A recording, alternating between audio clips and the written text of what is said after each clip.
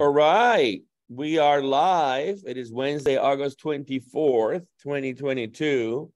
It is almost Christmas, feels like it. Oh no, my goodness. The fall has started, school started, traffic started. It's an exciting time. We have a great guest today, but before we get rolling here, we're gonna ask our own Dr. John Sibley Butler for some music. Let's go down or fly down to New Orleans. That city is so pretty, historic scenes.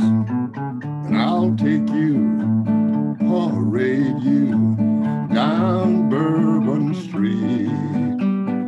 See a lot of big shots, do a lot of good stops there on Bourbon Street. All right. Finally, you sing something from your mothership, John. That is my mothership. How are you doing today? I'm doing great. How about yourself, sir? I'm doing fabulous. I am going emeritus at the University of Texas at Austin. I've just been doing research, and it's a great day in the Butler family. It's a great day in the Butler life. And sitting here looking at the world, Andres, and I look at the president to forgive so many student loans today, and I thought that was very interesting. You know, as a fourth generation college graduate, and the family has always paid. I think somebody's going to be really mad who's paying off their student loans. Right. And of course, we have the regular world. I think what's happening in Europe is very interesting, with the death of the daughter of someone who is, of course, not very good to lots of people in the West. And we wonder what would happen with that. Will it escalate? And it's pretty interesting. And then we have the whole idea of work. If you look at the research somebody said from Apple in San Francisco, about 400 employees, we just don't want to return to building downtown. As we've said on this program many times before, the pandemic would change how we think about things. It would change the nature of work, but some things will remain the same. The prosperity that Americans bring, the innovation that America brings, but it is certainly an interesting time. I can never remember a time when workers would say, unless they were in a union, we're not going to work. We don't want to go back to that workplace. So there's a lot going on. And Llewellyn would tell you, football season is right around the corner. So I'm looking Llewellyn, how are you, sir? Llewellyn, can you hear us? Uh-oh. Llewellyn. We've lost Llewellyn. We've lost Llewellyn. Llewellyn, can you hear us? I don't think he can see us. Well, we'll let him figure it out. We'll let him figure it out. He's in a train. He's a soccer guy, and we know that you are a Kansas guy, and I'm a Texas and LSU and Northwestern guy. My graduate. Yeah. Let me go to Eric. Eric, how are you, sir? I'm well. How are you all doing today? We're doing great. Our friend Llewellyn is in a train all the way from DC to Rhode Island, and he cannot hear us. He'll figure it out. Hopefully he will. I'm so glad that you're with us. We have so many things going on in the world, and energy storage seems to be the answer to everything, and you are in the middle of it. So we want to get your insights. But before we do that, I want to make sure that those that are listening and don't know you get to know a little bit about your background. Eric Dresselhuys is the CEO of ESS Inc., which is an energy storage company. We'll hear more about it. He's going to be with us for the hour. And prior to ESS, he was an advisory board member at Helium, an independent board member at Autogrid, non-executive chairman at Enian, founder and CEO of Junction, president of development at Smart Energy Water, co-founder and EVP of global development at Silver Spring Networks, which is how most people know him. He also started his career as a marketeer at Procter & Gamble in Cincinnati, Ohio, and he holds a BS in economics from the University of Wisconsin-Madison. That's why he is relentless. He's a Badger. And a certificate in Internet of Things from MIT Sloan Education. Am I right or not? You're a Badger, Eric. I'm a Badger, and you're right. You know, we know about Badgers. They're tenacious, and they'll fight back. That's right. That's right. And so it's been fabulous to see your career through the years. And Llewellyn is trying to connect using the phone, but Johnny, you know, basically, you know, the economy seems to be settling down. A lot of people are saying that, you know, that we have found the bottom and things are going to taper down. Maybe interest rates are going to go up another 1 percentage point total in the next 6 months or so. And everything should be sort of coming back to normal. Most folks are predicting that the next 6 quarters are going to be good.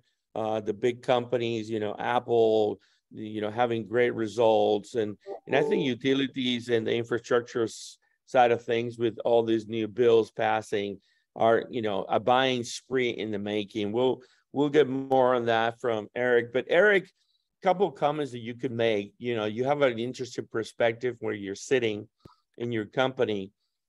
And tell us real quick, confirmation or not, has COVID accelerated digitalization? We think it has, regardless of the bad negative of the death count. We think COVID has accelerated a lot of good transformation. And how do you see, in addition to that COVID comment you can make, how do you see 2022 shaping up? Is 2022 going to be a good ending year, or do you see trouble? Well, I'd say a couple of things. You know, going back to Johnny's comment a minute ago about Apple workers not going back to work, I think the one undeniable thing that you can say about COVID is it forced the action on a lot of things that, frankly, people have been talking about for a really long time. Just look at this video conference we're on right now. Video conferencing's been around for a long time. Everybody, I remember when it all started up,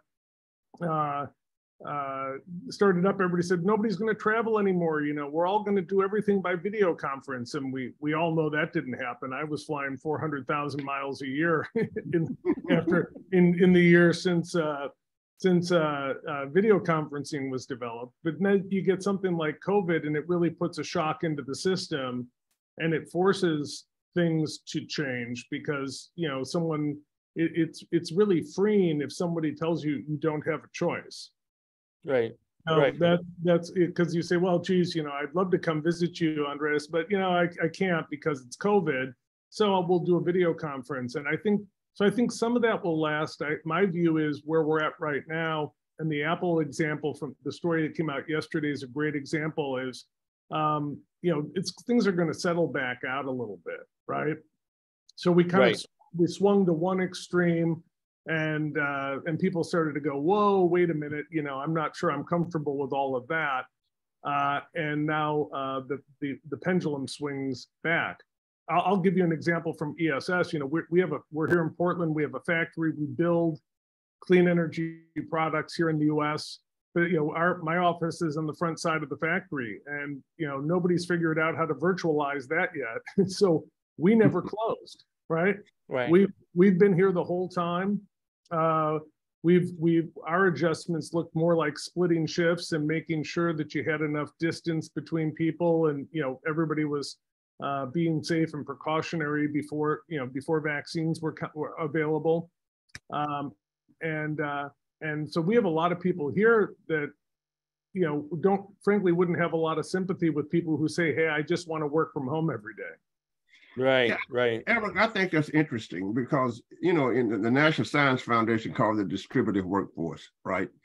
And what I find very interesting is this: if we're going to have a distributive workforce, then I can have my workforce distributed anywhere in any country.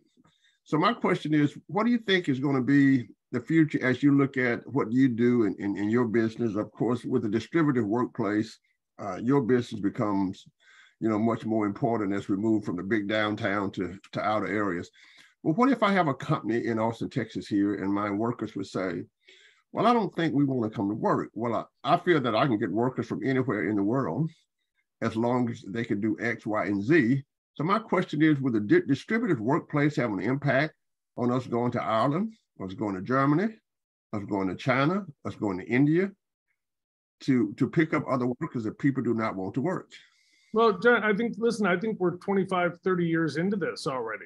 I think people have been offshoring software development to India for a really long time. You're exactly right. So you could get people that would work harder for less money, yeah, doing it there. And people looked at it and said, well, the trade-off, even if it's 50% less efficient, I'll just hire 3 times as many people and I've come out ahead. Right? So I do think that puts some risk on people. I think the other thing is it depends a lot on the kind of work that you do and the state of the company. If you're in a job that, you know, you're just kind of moving the pile of rocks from here to there, and, you know, it's a more boring, you know, or maybe predictable thing. If you were a customer service agent answering phone calls and you have a computer and a phone line, hey, maybe it doesn't matter if you come into an office or not. Right. Right. And what was interesting about our hometown, I spoke at a great company called Austin Energy here.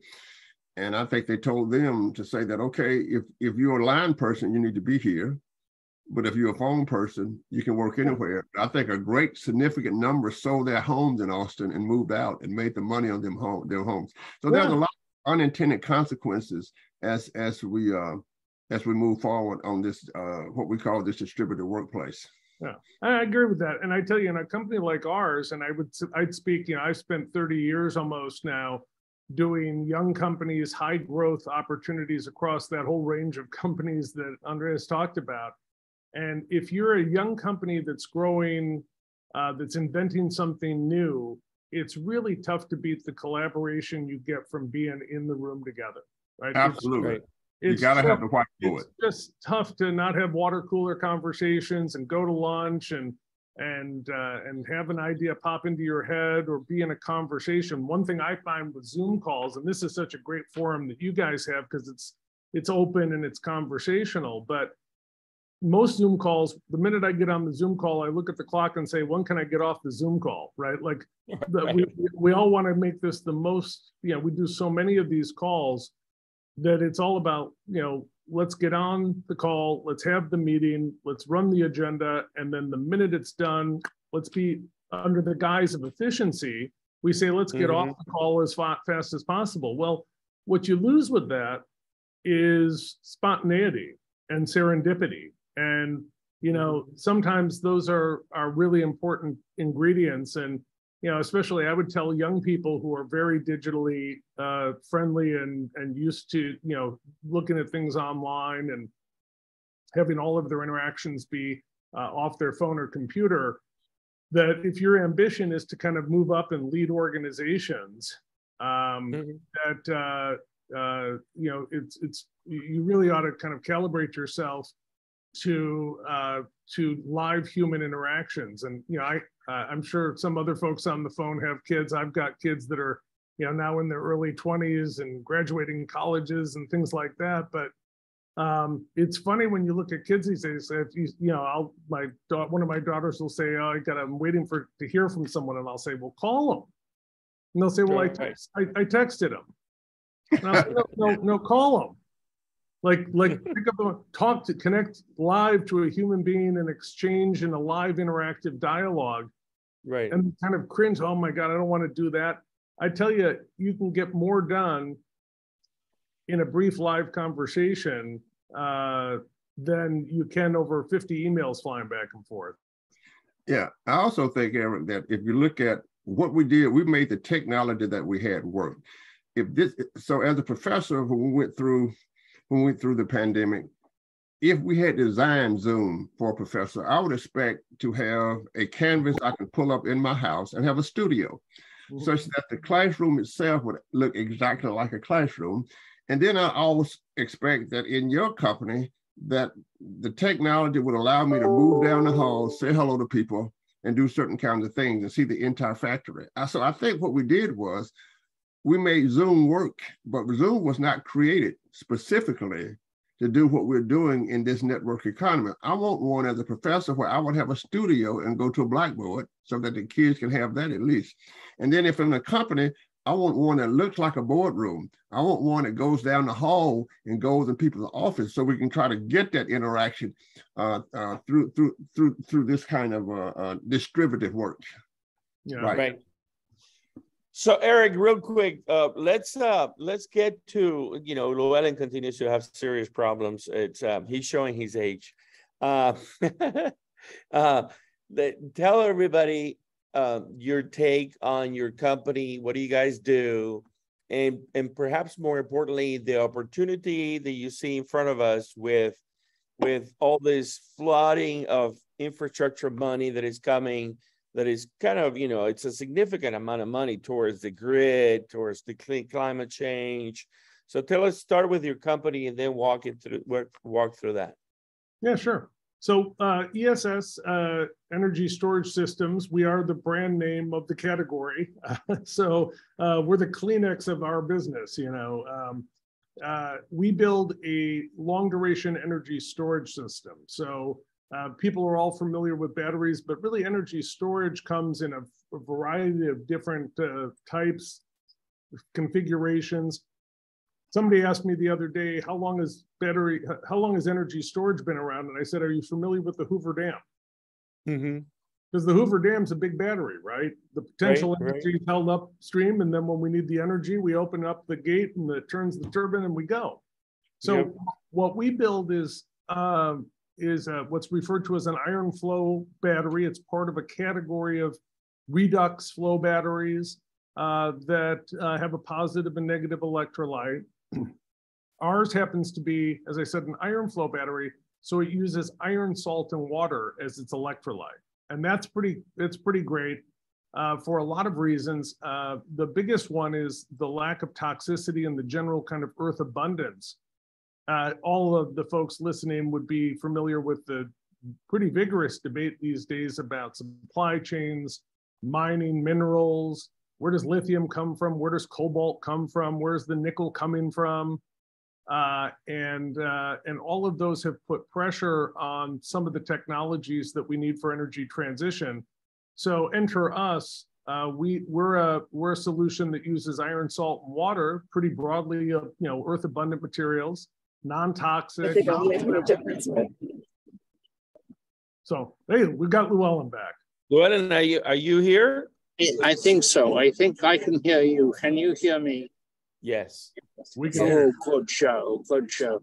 You were talking about the wonders of remote communication while I was feeling that they were very inadequate and not superior to the tom-toms of my youth in Africa.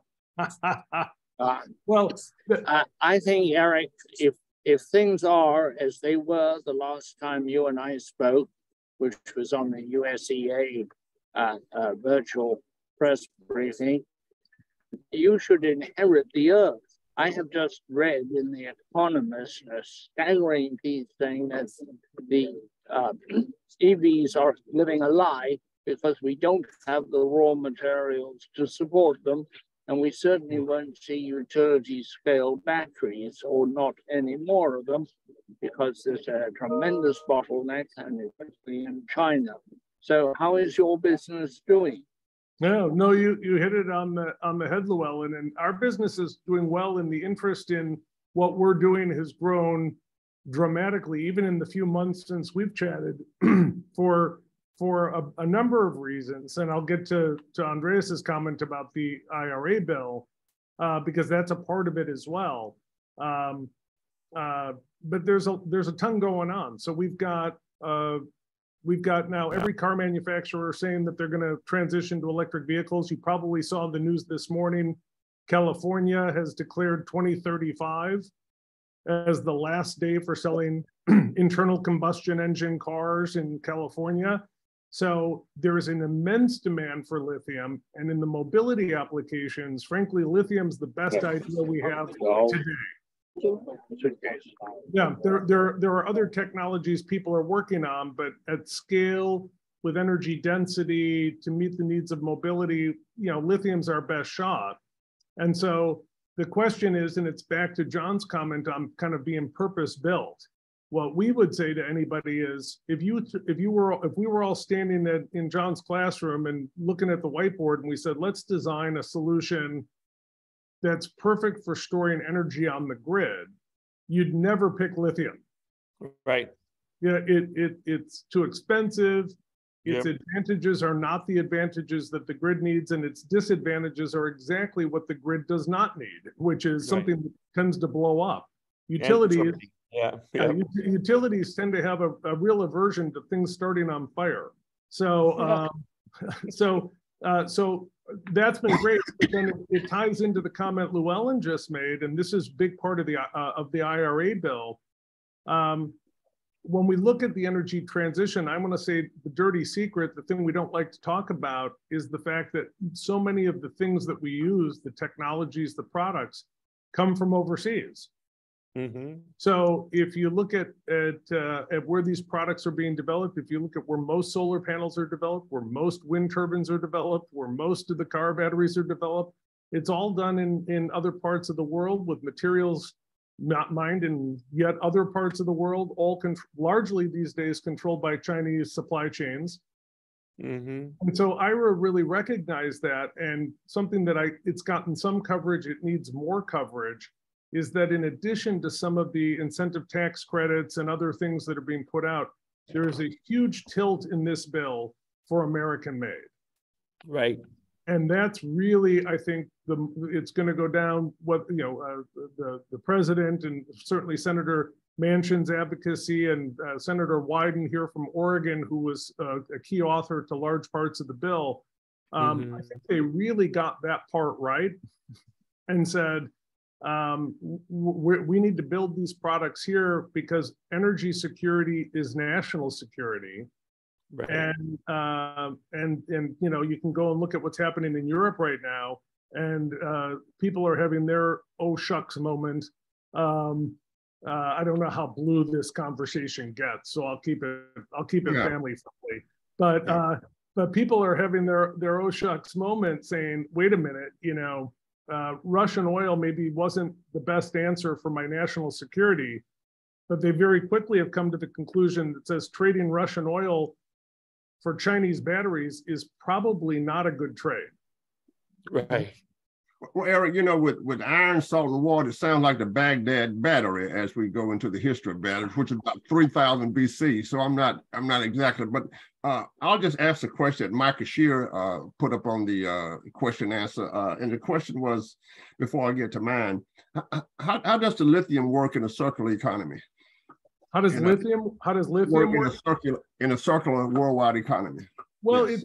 It's getting harder, right? So, and there are people working on it. There's some great companies out there like Redwood Materials and others that are trying to find second use and recycling and doing a lot with not just batteries, but with all sorts of products across the energy transition. But frankly, in the current instantiation that we deal with, it's like the train that Llewellyn's on. It starts at one place and it goes to an end place and then it's done. And so everybody has probably seen the pictures of, chopped up wind turbines getting buried in the ground, destined for some tens of thousands or millions of years of life underground. We've really got to think about that. And I think, listen, we really push hard. It's hard to do, right? What I'm about to say. And I know a lot of people are working on it, but carbon measurement and total life cycle carbon measurement is something that we really need to get together as across the economy. And I know the SEC is trying to do some work, and it's confusing because level 1 versus level 2 versus level 3 emissions, and it's all very difficult to measure, and people tend to want to shy away from hard problems. But I think we've got to get there because it's the only way we're going to incent people to do something that's truly the right thing in the long term. Well, you know what happened is everybody's working with operational definition. As a researcher myself, I would say my operational definition of education is just a number of years and not the quality. That's my operational definition. And then, of course, we do correlation matrix to see if the operational definition can be collapsed and be one. One of the things I wanted to ask was that I can remember dealing with the military, and the thing about it is that the question was, how do we use the human body? How do we let the human body really serve as a battery to recharge those things that the war soldier has, you know? And I know that some of my students at the University of Texas were working on a technology where they could really hook up to the human body and really recharge things based on the electricity coming from the human body. Do you have anything like that that would be a mobile storage rather than the traditional things that you're working on? Have you interacted with the DoD and all of the technologies, just looking at the use of human body to create different kinds of storage systems for to reinvent, if you will, different kind of charging systems? Well, not at ESS. We're focused all on this longer duration, kind of 8 to 10, 12-hour fixed applications. But I would tell you more broadly, John, if you look across energy storage as a broad category, there are hundreds, I would guess, of different threads of different ways. From, there was work being done at Berkeley that I remember from my Silver Spring days 20 years ago, trying to use just wall vibrations to create, wireless sensor modes. Andreas probably remembers some of this stuff from back in the day. Could you create something that, can you use super caps and capture wireless vibrations to have devices be entirely self-energizing and perpetual? Because you'd never have to charge it back up. You'd never have to wire it up. And so, these things come in kind of big waves. I still, my first cell phone didn't even have a lithium battery in it. It wasn't that long ago, right?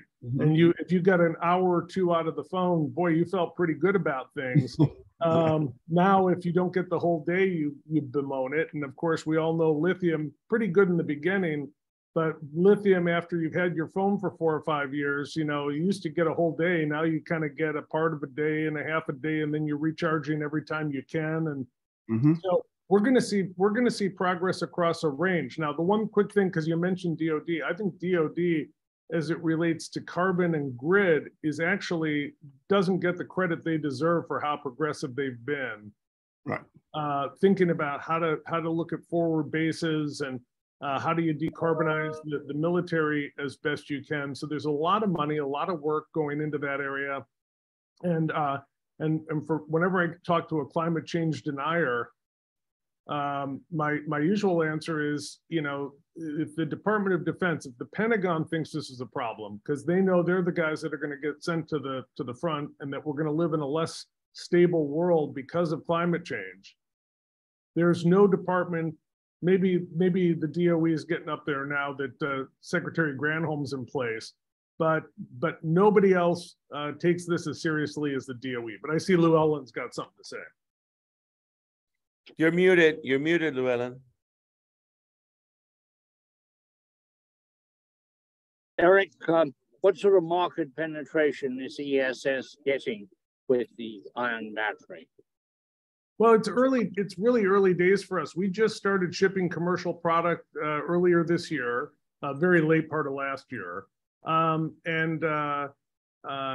up until we started shipping it, there really wasn't a comparable lithium alternative battery that you could go off and buy that met these same kind of requirements for long duration and for safety, reliability, toxicity, these things that people care about. So we're getting a great response. We've announced a couple of very large deals for hundreds of megawatts of purchases over the next 4 or 5 years. So that's kind of a rocket ship from kind of zero to a lot. But even then, when you look at the predictions that McKinsey and others have put out, indicates that we could need as much as 140 terawatt hours globally by 2040. to meet our energy needs. That's just long duration storage. And that sounds like an immense amount. That would take about $3 trillion of the total spend. So that's a lot. But if you look at it, that only represents something in the neighborhood of 10% of what we believe renewable energy production will be in 2040. And it's not that hard to believe that you probably will have to store about 10% of the renewable production in order to have a stable and reliable system. So Eric, help us understand where is the sweet spot. I've always thought that maybe diesel generators and telecom towers and all kinds of backup generators would be the first place. Maybe is the microgrids where the utilities are trying to create redundancy. The DoD has said in the SPIDER program that they were going to be, redundant microgrids by 2024. Where is the sweet spot of your configuration and your solution? Well, for us, so I agree with you. There's so many different paths. So if you look at things like telecom backup that you mentioned, those tend to be relatively short duration batteries. People have used diesel. They've also, frankly, used things like car batteries, right? Like lead acid batteries over the years. And there are actually a bunch of people out there working on technologies that will replace that. Shorter duration, density is a little bit important. Long life isn't as important. People want it to last 5 to 10 years, but they're okay replacing those batteries on a somewhat frequent basis. If you look at the attributes of our stuff, it's first off, we really want to be at megawatt scale, right? We're not going to be good if you need a 10 kW battery, right? That's not for us because the economies of scale aren't great when you get to small scale. If you look at applications, what we've announced, there's microgrids, as you mentioned, is a great one. Any behind the meter applications, we have a lot of customers who, in fact, one that's getting commissioned tomorrow with a big ceremony in Pennsylvania, where it's a commercial industrial customer. They've already put solar panels on their roof. They're trying to manage their energy costs. They want resiliency at their site. And oh, by the way, on the side, they'd love to go play in the PJM energy market. So that's kind of it's not a single use case. It's a whole bunch of things they're trying to solve. And they solve those things by putting solar panels on their roof and a battery at the side of the building. And so that kind of feeds into the whole theme and part of kind of the whole digital transition. You're going to see virtual power plants and kind of, other systems come up because your job as a utility used to be you run, half a dozen, a couple of hundred, if you were a really big utility, large power plants. And your job was to coordinate how all the juice went downstream to get to, turning on Andreas's toaster oven in the morning to make his bagel. Now it's an incredibly dynamic, interactive system where, all you guys who live in Texas have learned this lesson the hard way. Coordinating many more assets distributed all over the place that have to work in synchronicity with each other is a heck of a lot harder problem. And frankly, I hope to make that problem a lot worse in the sense that, we'd like to come to Texas and put out, and the PUC of Texas has made some really bold moves as of late to try to encourage energy storage because they've realized the problem around just basic reliability and resiliency of the system. So what would happen if there were 100,000 10 megawatt batteries scattered across Texas? Well, the good news is your houses would stay lit up and warm, but that's a really different coordination problem for ERCOT and for the distribution utilities than the way they've thought about the business in the past. Well, let me ask you this, Eric. Oh, by the way, we did that to get all the weak people out of Texas. That's why we did. But Eric, let me ask you this. If you look at, I guess, the percentage of storage, battery storage has increased, I don't know, 35%. Where does most of the energy come? What percentage comes from the solar, for example? What percentage is coming from the solar production rather than the traditional production? Yeah, well, mostly renewables, right? So the problem you get into is, like, you look in California, in just 3 months in the spring, we grounded, or as we like to say, because we're very polite on the West Coast, we said curtailed I think it's 1.5 terawatt hours of electricity because the production's happening at the wrong time, right? Okay. So there's a fair amount of juice. We're all excited about when you see the numbers that talk about, well, solar penetration's got the 30% or whatever it is. Something that people don't like to talk about is we throw a fairly large portion, in my opinion, of that energy away. And if you think about what's the smartest way for us to decarbonize the system, it's, can we please just use all the stuff we're already making? Yeah, right. Because building more standalone solar in California so that we can ground more power at 1 o'clock in the afternoon on a Tuesday does not seem to me like a winning strategy, right? Well, does the present technology of the grid allow us to get your energy onto the grid so it can be used? I mean, are people pulling levers or is it automatic? Well, yeah, it's a fair question. A lot of people working on interconnect things. So batteries, just like solar, you've got a question of how you get connected up to the grid. What we like about our battery is that it's really flexible in terms of how it can be deployed and configured. So it could be a 200 megawatt solar plant with a, I don't know, a 40 or 50 megawatt 10-hour battery sitting next to it that would create a levelized system, and one connection to the grid can use both of those assets. But then Andreas can put a big battery at his factory, down in Central Valley, and create local resiliency. And one of the use cases I'm really excited about, because I'm an old grid guy and I think a lot about the grid. I've stared at a lot of poles in my life. And it's just starting to get some coverage in the trade magazines, is virtual transmission. Mm-hmm.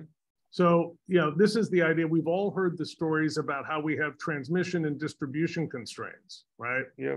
And yet we also know, anybody who's studied the grid and knows how it works knows that the actual utilization, if you look on a 24-hour a day, 7-day-a-week basis, grid utilization percentages are really pretty low. Mm-hmm. Most of the time, we've got an oversized wire that's doing very little. And because we're building, as we do in most infrastructure, we're building for incidental peak capacity demand, right? So you build a 12-lane highway because of rush hour. At 2 o'clock in the morning, you don't need it, right? And so one of the ideas that people are talking about for energy storage, and particularly long duration storage, is can we start to buffer energy throughout the grid system? So imagine that if we had a lot of extra capacity, you're in a wind heavy area like Texas, you could have the wind blowing all night long. You could be sending the power downstream to get to Austin or Dallas or wherever it needed to go, and you can store it locally. And then feed it out from the energy storage when you need it during the day, which may or may not. So it's not just a bulk shifting thing, which is what most people, when they think about energy storage, they think, hey, I'm going to take sunshine from the afternoon and I'm going to provide power at night. Isn't that a marvelous thing? And that's a part of it. But geography is, it's temporal and it's geographic. It's where do you want the power? Where do you need the power?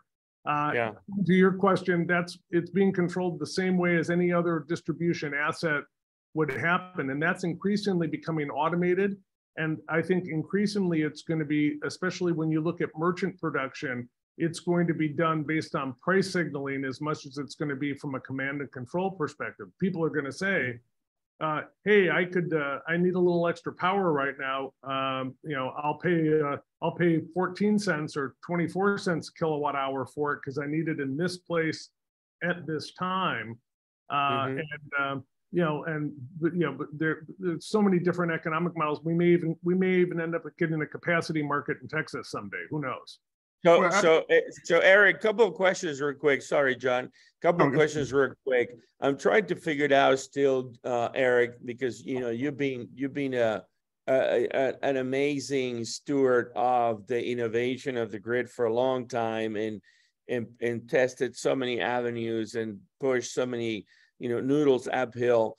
Do you think that FERC Order 2222 enables finally the reality of aggregators that come into the market that want to play with energy storage? Maybe they become energy storage developers and they really make the investment to transform the grid. I wonder what your take on that is, because while I am a former utility guy and I see vertically integrated utilities buying your system here and there, I just don't see utilities changing the way they do things, and they'd rather have a peaker plant than energy storage. It's just the psychology of the utility. What's your thoughts on that?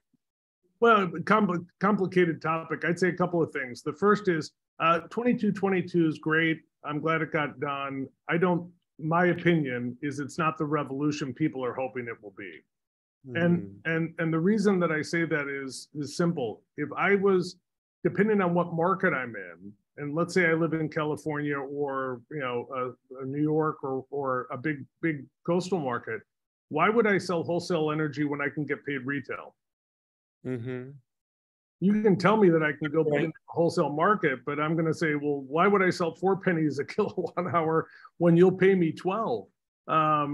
So 2222 will become a bigger deal if we get to dynamic wholesale pricing with merchant builders, right? Which is what's happened in some parts of Texas when, everybody's heard the stories. I know they've reduced the cap, but on the first storm that came through, when you could sell wholesale power for $9,999 a megawatt, yeehaw, right? And you didn't need 2212. Texas, it wouldn't matter, but you wouldn't have needed 2222 to make that happen. The second question, I think that I think you're going to see a mixed bag, Andres. I think that your utilities like a control switch, right? They like a button they can push, and they know something will happen.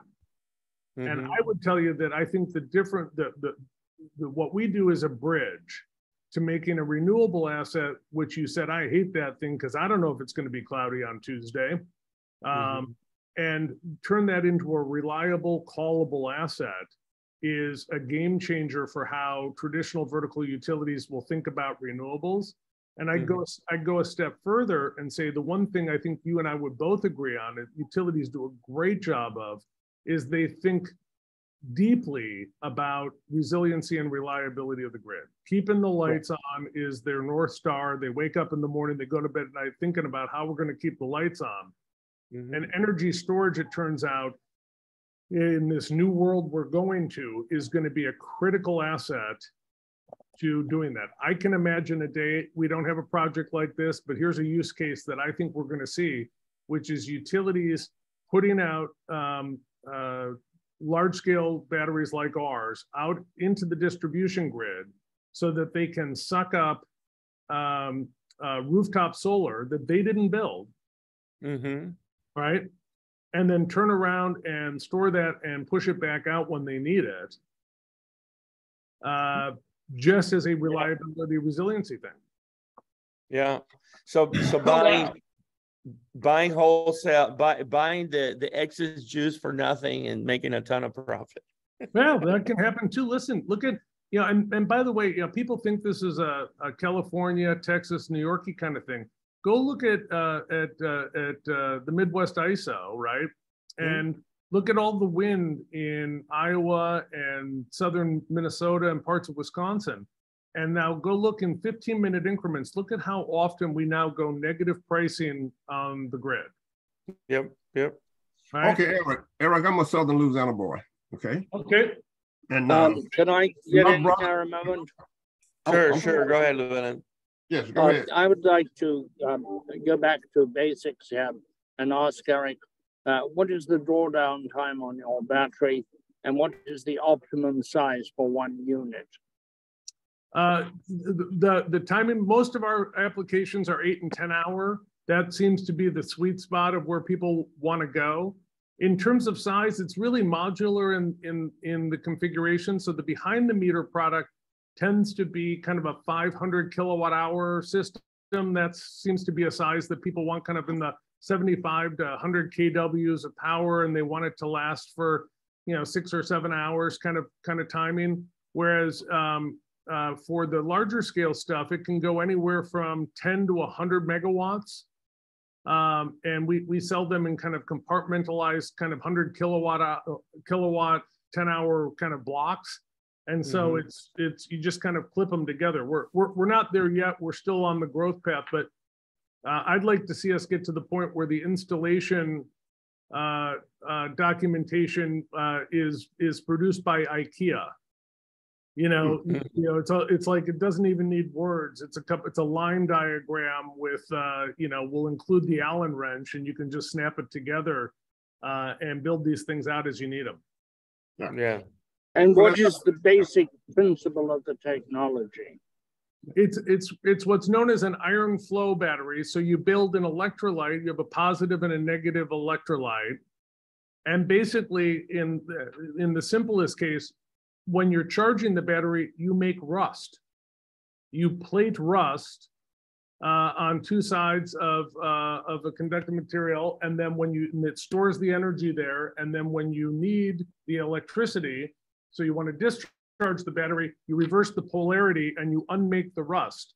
People are fascinated when they see our electrolyte because you can literally watch it. It's kind of a high school chemistry lab case where you see the rust being made. You start with what's kind of looks like a verdigris green liquid and a clear liquid, and then you make a brown liquid and a clear liquid, and then you can reverse it. And it doesn't, important thing about this kind of technology, it's not exclusive to iron flow, but it's a core characteristic of the technology. This doesn't wear out. So in 30 years after you've cycled, how much operational experience do you have? Well, at smaller scales, a lot. We've cycled to more than 20,000 cycles on a single battery. So we've got a lot of use case, but we don't have broad use case at this point, Llewellyn. So that's, as I said, we're just starting to ship the product into the field. So, there's still a lot of learning ahead. But I think with the kind of the throbbing demand that we're seeing, it's going to get to scale pretty quickly. The technology has been around, by the way, was developed by NASA originally in the current form we use, and has been in university and test environments since the late 70s, early 80s. The key thing that hadn't been solved from a technology perspective was, I talked about the positive and negative electrolyte. What would happen in the early versions of the batteries is as you cycled that more and more, the electrolytes would fall out of balance, and specifically pH balance for the techno geeks on the call. And so you'd have to stop and rebalance the electrolyte, which was made it very impractical. And what our founders, Craig and Julia, came up with was a project that was originally funded by the DOE as an ARPA-E grant, which was for what a system rebalancer, something we call a proton pump, which takes the chemical output of our chemical reaction, which is a little tiny bit of hydrogen, stores that, and then uses that hydrogen to rebalance the system. And that's kind of was the secret sauce. So the thing I love about this technology, and part of what was so compelling to me, was, you've got two choices in the world of batteries. You can either pick very exotic materials that are hard and in some cases quite problematic to come by, and then you get to build lazier technology on top of really exotic chemicals. So that's one path you can go down. Or your alternative is you can take really simple ingredients, but you have to do a lot more engineering, right? You have to do much more clever engineering to make those things interesting and make them work. And by doing that, in our case, I think you build a more sustainable product, you build a more valuable company, and you can be a more differentiated solution. Okay, absolutely. Go ahead, Johnny. Let's talk about regional differences. And by the way, the more you talk, the more it sounds like the Baghdad battery from 3,000. Well, let me ask you this. So as I said, I'm from Southern Louisiana. Everybody has a generator. So when we had our snow here, my brother was shocked that I did not have a generator. I mean, everybody it doesn't matter what the socioeconomic status is, everybody has a generator. It kicks to natural gas and it has a battery in it that keeps it going. So my question is, let's think about competition. Do you think that, do you see that generators, home generators, whatever brand, do you see them as your competitors? Or are you making for batteries for them also? Because in some parts of the United States, you just don't build a house without a generator. It just doesn't happen. So how do you see home generators in your model? Let's just call it competitors. Yeah, for the kind of batteries we build, there's not much of a direct competitive link between those two. Certainly, I think that there's a broader debate happening in the industry right now that says, what's the value of the grid? Right? So if you said, let's say down in Texas, you decide after your last couple of experiences, you're going to get a generator, but you've already put solar panels on your rooftop, and you're going to throw a bunch of lithium batteries in the garage. So your strategy is, I'm going to go off of my own renewables when I can. I'll use my batteries most of the time, and my backup fail-safe is going to be my diesel generator or my natural gas generator, right? Now, you're probably going to have a problem with the natural gas generator if the global trend continues, because you're not going to be able to use natural gas, but maybe it'll be green hydrogen in the future. Who the heck knows, right? If in an extreme case, we can just eliminate the grid, right?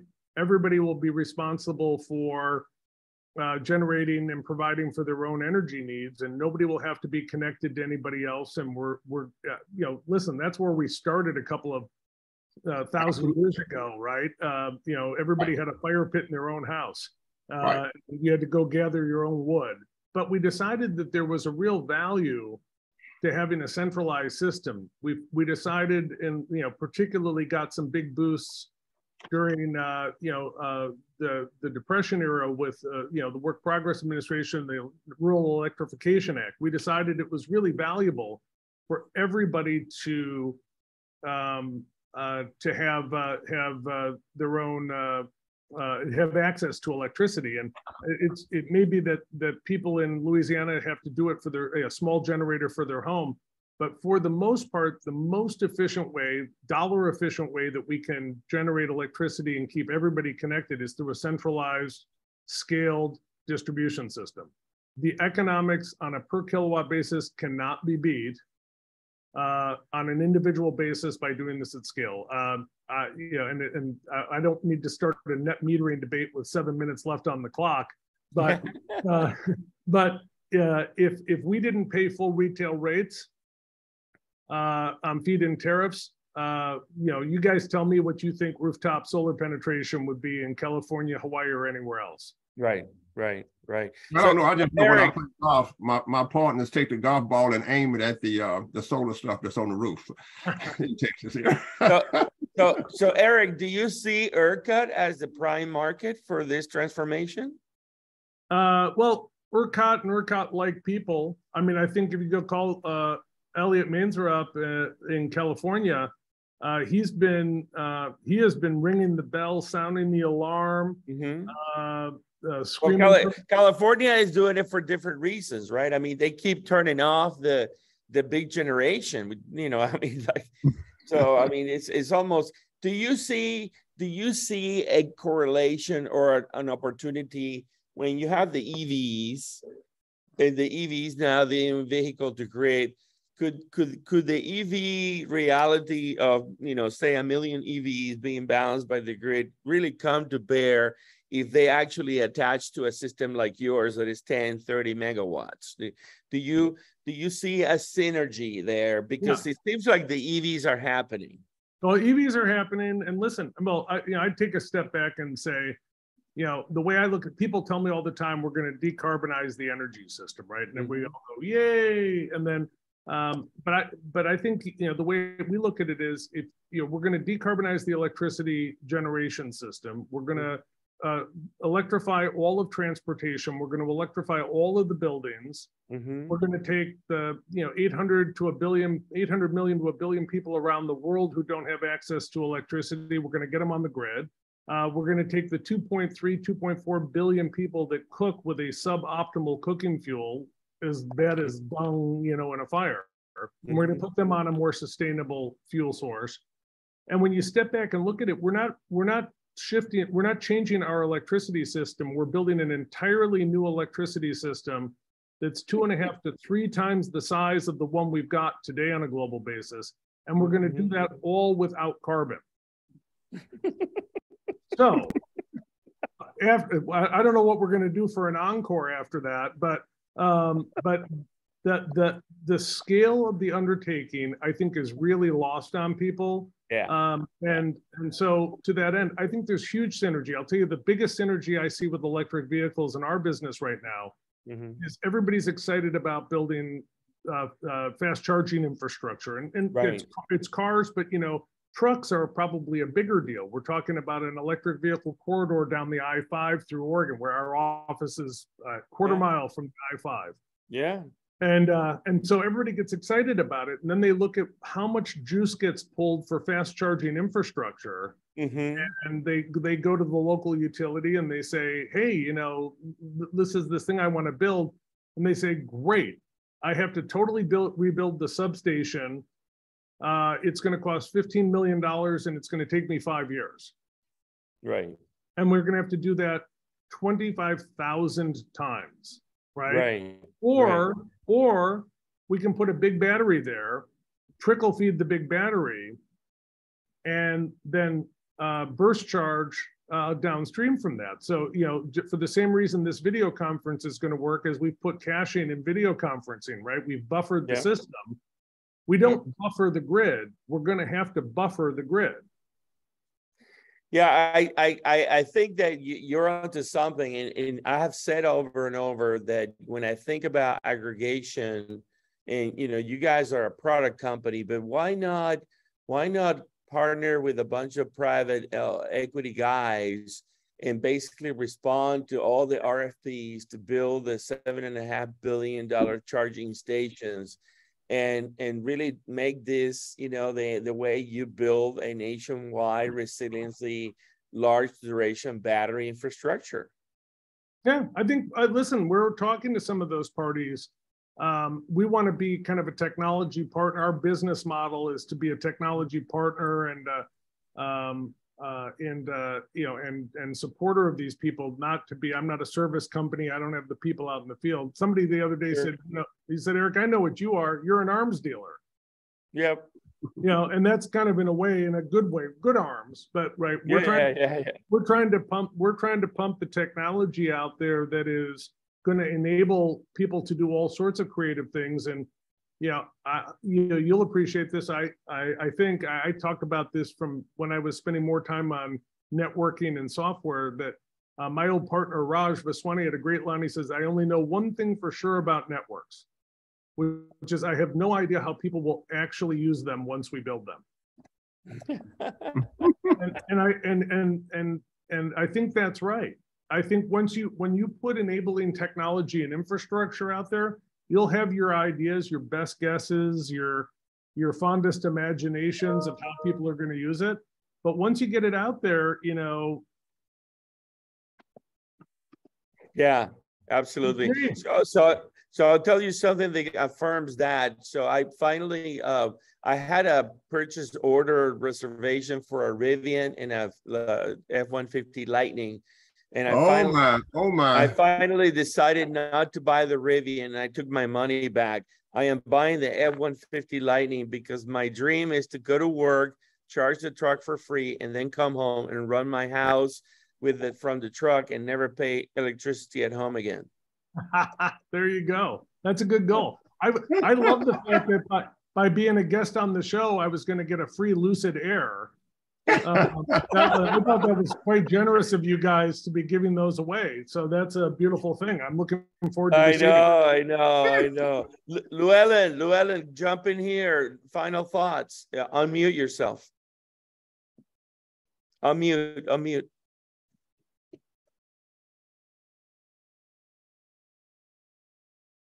I'm not a good enough. Sorry about that. I think this is very exciting. I like the idea that we don't necessarily have to increase the size of the grid so much as we have to get more utilization out of the grid. I find that very appealing. I see the future of the grid that we're not going to get the great east-west connections that everybody talks about and would like. We're going to have a series of short buttressing connections to strengthen the grid where it can by 200-300 miles, not by 2,000 miles. It's not going to happen. And the solution is to optimize what you have, the grid we have, with more on-site place of use storage. And I think that's very exciting. And I salute you, Eric. I think this is the most interesting technology on the storage front.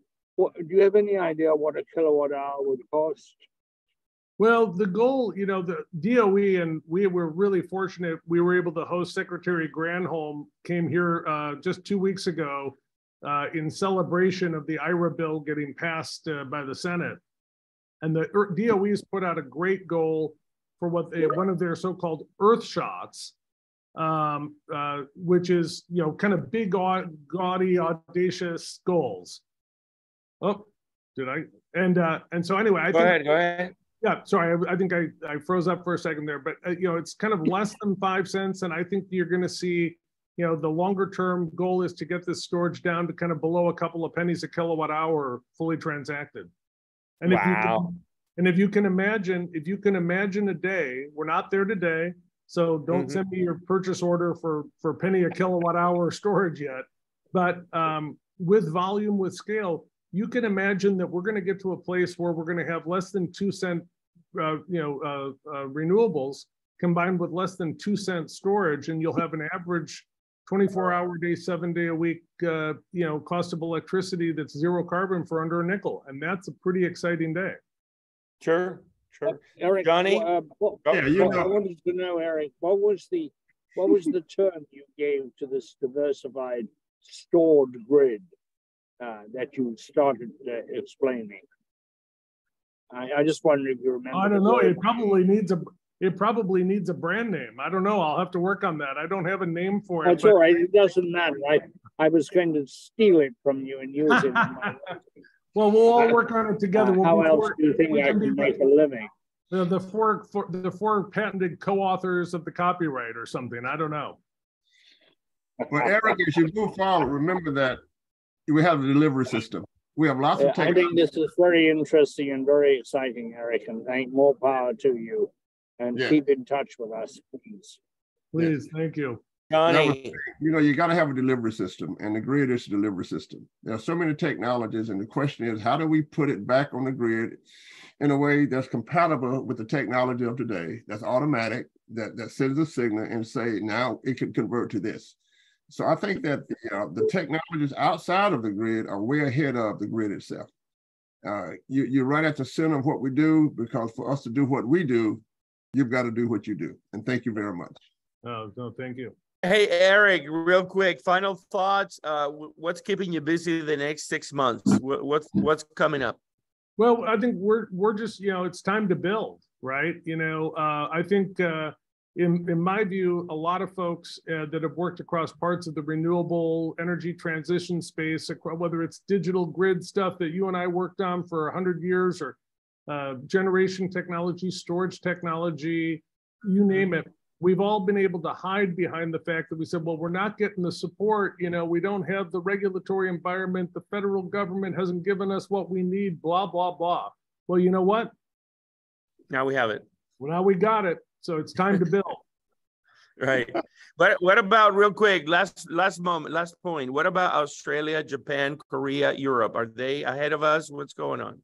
Australia is driving ahead. We just announced a multi-100 megawatt deal in Australia. Europe was behind us, but when you've got tanks in the street, that tends to focus the mind. So they are moving very quickly to accelerate energy transition in a way that's more sustainable. To the point that you made earlier, I think there's probably some buyer's remorse or shutterer's remorse. Is that a term? I'll make it up right now. For turning off some of the coal and nuclear without really having thought through what the replacement upgrade path was. And I think that's something that we're seeing people now. In some cases, it feels like looping back a little bit, but people are starting to say, wait a minute, I better really plan out how this is going to work. And if you do that math, if you say, how's it really going to work? It's going to be a lot of energy storage to make it happen. Absolutely. Absolutely. I want to point out that the Digital 360 Summit 2022 is coming up. And these are the companies speaking. Eric couldn't make it this year, but he'll make it next year. I'll come next time. Johnny, take us away. Turn out the lights. Party's over. They say that all good things must end. Let's call it a night. Party's over, and we'll do the same old thing again. What a crazy, crazy party. Never seen so many people.